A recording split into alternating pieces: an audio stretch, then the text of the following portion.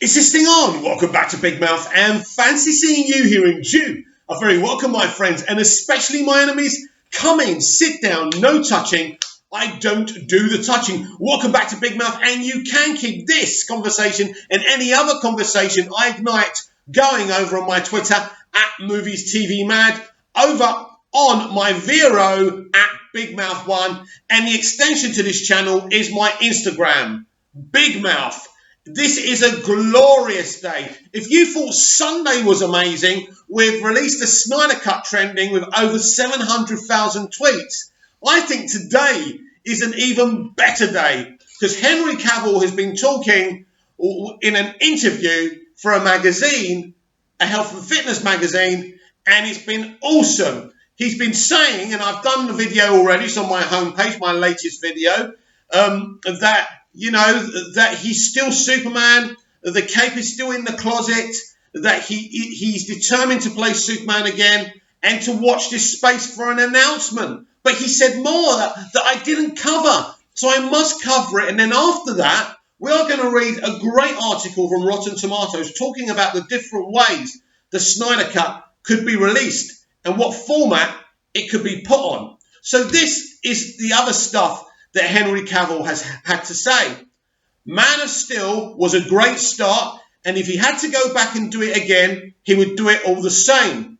He said of Batman v Superman, Batman v Superman is a Batman movie, and Batman is more suited for a darker tone. So for you in the back of the room who have been spreading lies about Henry Cavill, have been insulting him because he hasn't yet #released the Snyder Cut, I think this is a more compelling statement than release the Snyder Cut. Just merely hashtagging release the Snyder Cut, which I'm confident he will eventually do. Very busy man right now promoting The Witcher.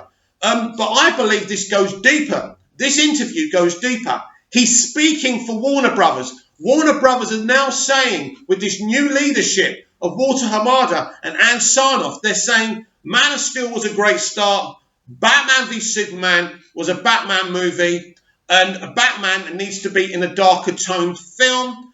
You couldn't just, what could you do? Have a bright colour palette for Superman and then a dark colour palette for Batman? You couldn't do it. They did it the right way.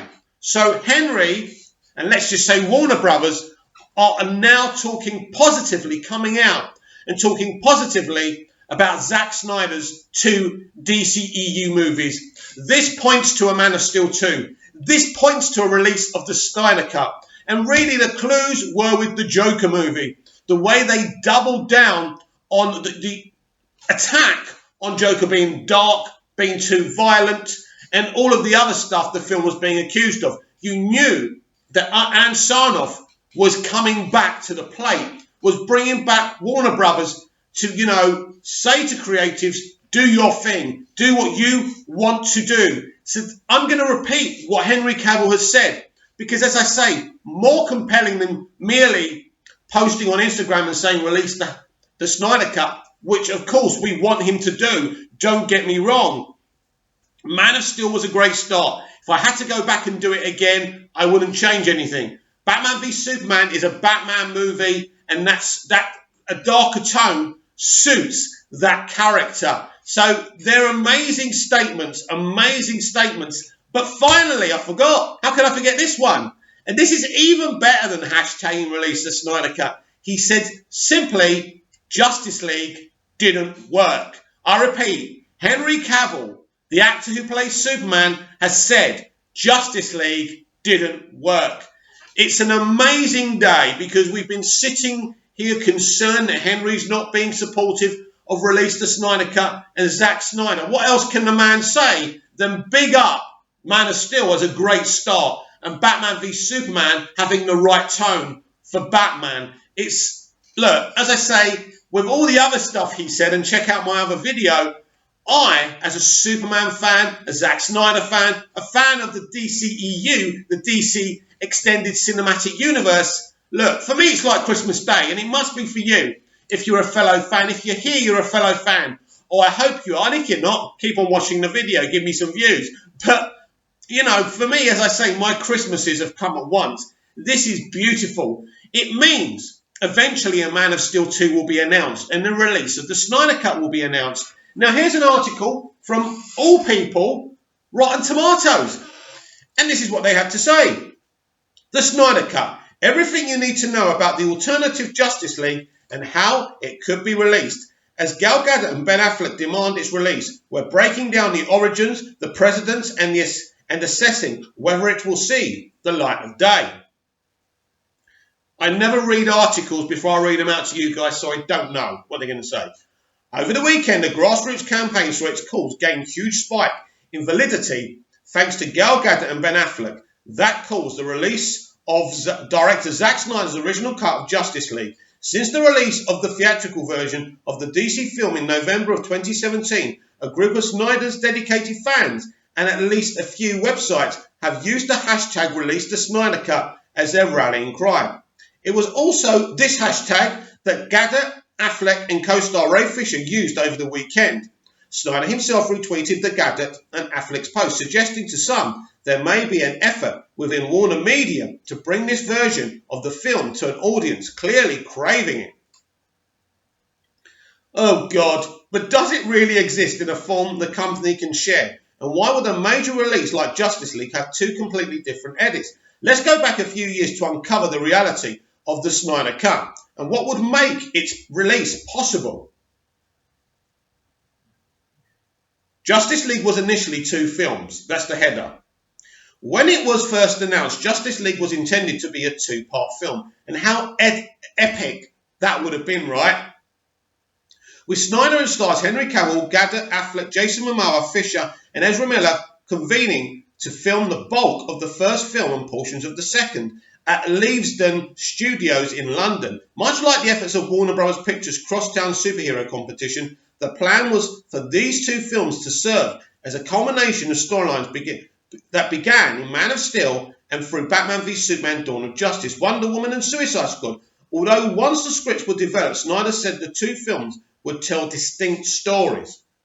Then as filming commenced on Justice League in April 2016, Batman v Superman was released to a derision of critics. It is at 27% on the tomato meter, and seemingly the industry deciding en masse that the film was a creative disaster, which obviously we don't agree with.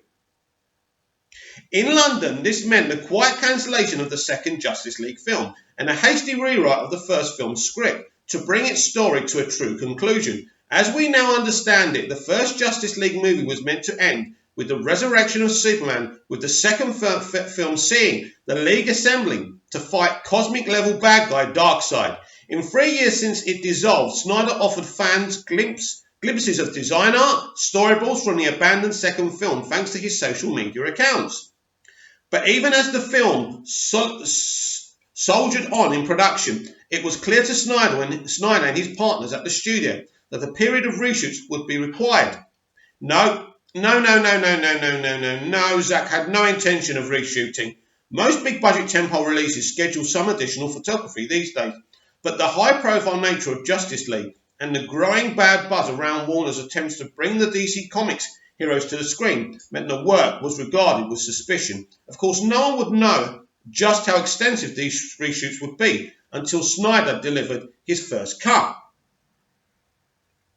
As with the myth of the 6-hour version of David Lynch's Dune, the notion of the Snyder Cut begins with an assembly of the film, a compilation of best takes chosen by editors David Brenner, Richard Pearson, Martin Walsh and Snyder himself, representing the scenes as written in the script. This version of the film definitely exists, but it is not meant for public consumption, lacking complete special effects, utilising temporary soundtrack and featuring the background studio noise of the scenes as they were filmed. An assembly is meant more to reveal what to cut from the script once the actors, technicians and filmmakers fill in the gutters left behind by the screenplay. An actor's expression may more effectively convey a piece of written dialogue, for example, but an assembly will give a director of a multi-million-dollar film the first inkling of what may need to reshoot to massage the story into shape. For Dune, Lynch went back and reshot the scene in which Paul Atreides, Carl McLachlan, drinks the water of life to unite ideas and clarify ideas from a number of scenes in the assembly, which were ultimately cut from the theatrical release. And while assemblies are not typically released to the public, 20th Century Fox Home Video did release an assembly cut of Alien 3 in its Alien Quadrilogy DVD box set and subsequent Alien Anthology Blu-ray set, roughly 30 minutes longer than the release version. It is a surprisingly finished product, which more closely reflects director David Fincher's vision of the film before the studio took it out of his hands and removed the religious overtones. An entire chase sequence, in fact. We are inclined to believe it is more a fine assembly or early director's cut than a true early assemblage of material. It is the hope of those looking for a Snyder Cut they will eventually receive something like this, mostly completed version of the film, taken from Snyder. But in reality, the film was never taken from Snyder. Instead, something far more devastating happened. Now, this is where their forwarding lies. You see, they're forging a narrative, right? It was taken from Snyder. He would quit because he couldn't handle them telling him to rewrite it, or he was fired. But here comes the lies. Even before Snyder announced his departure from the film of May 2017, rumours around town indicated footage from London had failed to wow Warner executives. At this point, reshoots were scheduled and Joss Whedon entered the story. At the time, he was reportedly working on a Batgirl film, but was also assisting Snyder and Warner Brothers with writing new Justice League material. He wasn't assisting Zack. That is a lie. Around this time, February of 2016, rumours circulated indicated Snyder had been fired, but both he and the studio quickly shot this down. Unfortunately, Zack was told a narrative to say. That's the truth, isn't it? But then Snyder's family experienced an unimaginable tragedy when his daughter Autumn took her own life on March 20th, 2017. Snyder subsequently said he continued to work on the film for nearly 6 weeks after her death in the hopes it would mitigate his grief. But it proved to be no comfort at all. He willingly handed the reins off to Whedon for the reshoots in the post-production phase. No, he didn't willingly do it. We know that now. He's fighting for his cut. They sacked him and put Whedon in his place. Stop lying. But anyway, in that moment, Snyder's cut was characterised as unfinished. And considering the realities of major Hollywood filmmaking, that is reasonable. No, it's not. Again, that's a lie. Or is it a lie? Or did Zack finish it on his own? Because it looks like the movie's finished. Right, where are we? Filmmaking that is reasonable to believe. Any extensive visual effects would still be in process for months to come. Colour grading, sound mixing and other stages of the final post-production efforts would not occur until the reshoots were completed. Zack Snyder was never going to do any reshoots. His film was ready. This is a false narrative. Nonetheless, members of the production like storyboard artist Jay Oliva, who has also directed many of the DC Universe animated direct-to-video titles, Momoa and composer Junkie XL, who was replaced by Danny Elfman for the theatrical version, all claim the film was in a much more finished state than was suggested at the moment Snyder walked away. Earlier this year, Snyder finally admitted a cut exists, but it's still unclear how finished his version might be. No, he said, I have a cut and it's done. That ambiguity may present the biggest hurdle in getting the Snyder Cut into release. Turning the Snyder Cut from a file on a hard drive somewhere to a marketable product is a speciality of the home video market. The business may be an era of change, but the Snyder Cut faithful hope there is enough life in home video to make this the venue in which Snyder's version of the film can thrive. A 2006 DVD release of June offered fans a widescreen version of the film's television cut, supervised by the same Universal employees who prepared the infamous Love Conquers All version of Brazil. Both cuts of that film emerged on a celebrated Criterion Collection Laserdisc set, which was later released on DVD and Blu-ray. Like Alien 3, Alien and Aliens also came to DVD, Blu-ray with alternate directors' cuts representing versions of the films those directors felt more aligned with their original visions. And it was out of this ethos that Alien director Ridley Scott and Warner Bros. Home Entertainment assembled its fabulous DVD and Blu-ray releases of Blade Runner. Its high-end collector's edition came complete with 5 cuts of the film and a 45-minute deleted scene compilation, which almost counts as a 6th cut. As with Alien, Scott wanted fans to experience every extant version in addition to his preferred final cut. It was a sort of philosophy perfect from home video at the time, and one we wish more directors would subscribe to. But in all of these cases, the films are in finished states. Has there ever been a case in which a director walked away from a film, saw it completed by someone else, only to find his vision restored many years later? As it happens, yes. And in an odd twist of fate, it's a film featuring Superman.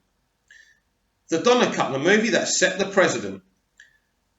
In 1979, Richard Donner was fired from the two-part Superman production after butting heads with producers Ilya Salkind and Pierre Spengler. Throughout an arduous 18-month shoot, according to multiple sources, Donner managed to shoot around 70% of Superman 2 before it was decided to concentrate on making Superman the best it could be, which included moving Superman 2's intended ending to the first film. The suggestion may have come from a Hard Day's Night director, Richard Lester, who was on the set as a consultant and would go on to finish Superman 2 after Donner's departure, as Directors Guild's rules require the credited director shoot over 50% of a finished film. Lester remounted a number of scenes completed by Donner. Lester was a consultant, by the way, because Richard Donner and the relationship between the Salkinds and Spengler had broken down so much, Dick didn't want to talk to them anymore, and he was there as a go-between. And like Whedon's changes to Justice League, Lester infused Superman 2 with a broader sense of humour. Off-screen voice shouts, "I know some judo," when the citizens of Metropolis threaten the Kryptonian criminals. A minute later, sight gags dominate while Ursa Sarah Douglas blows them a kiss. But unlike the theatrical release of Justice League, Superman 2 was considered a more creatively and financially successful of the two original Superman films until a critical reprisal some years later. In 2001, editor Michael Ford approached Warner Home Video and Donner about reassembling his version of Superman 2 from extant material. A few years later, footage of Marlon Brando shot for the film, but later deleted, became available, making the Donner Cut a possibility. Working with Donner, Fowle produced the Donner Cut, which accurately depicts the director's plans for the film, right down to the original ending he later co-opted for Superman. It is a noble effort which cuts down on the broad humour and ups the drama, but also underscores the missed opportunity. Donner never had the chance to find a new ending for Superman 2, leaving his cut of the film feeling strangely repetitive. Nevertheless, it proves a Snyder cut could be finished and released.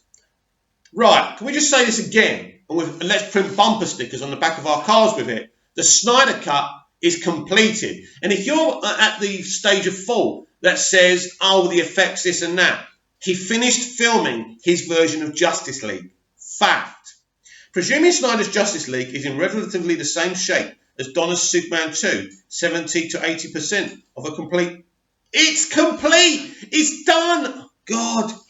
Then there's still a rough road ahead for Snyder Cut. Even if it's used effect shots from the theatrical version, it would still require new post-production phase for its own final grading and mixing parts of the process.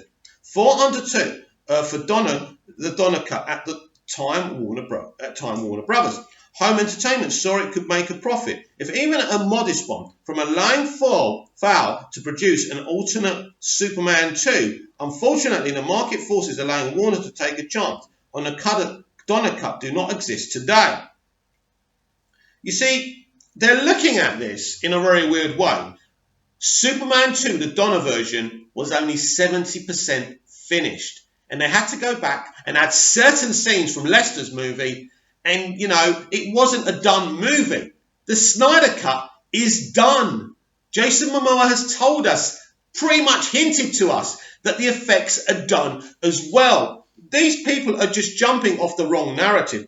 Nevertheless, Gadot, Affleck, Momoa, various members of the production and thousands of fans all calling for the cut's release prove there is a market for an alternate Justice League. At this point, it would just take a profit calculation to move the Snyder Cut from that hard drive to an active home video project, or even a special HBO Max release sometime in 2020. In fact, this is part of why Gadot and Affleck's endorsements of the hashtag feel so pivotal. Both still having working relationships with the studio, Gadot is still playing a character featured in Justice League and a certain clout to make someone look at the books and see if those thousands of fans will translate into HBO Max subscribers or enough of the base to release it on a traditional home video. For all we know, the numbers may be crunching at the moment and the Snyder Cut may soon be an active project. Well, the article's heart is in the right place. They're being supportive. Now, I don't know if they lack information, and I think that they do. I think some of the things that they said, that Zack was happy to leave the project. Look, we know that's not true now, right? We know that's not true. My throat. Anyway, yeah, we know that's not true, right? So we know Zack was either sacked or forced out. One of the two. And we know what they did. They tried to inject a course correction. As Henry Cavill said himself, Justice League simply didn't work. But of course, Justice League, the theatrical cut, the issues go deeper than that. But that's then. We've got to deal with now. For Gal Gadot and Ben Affleck to come out, and all these different people to come out, the studio's going, do it.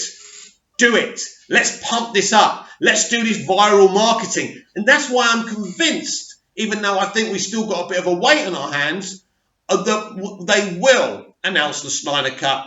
And I'm starting to really believe with what Henry Cavill said today, that Zack will get Man of Steel 2.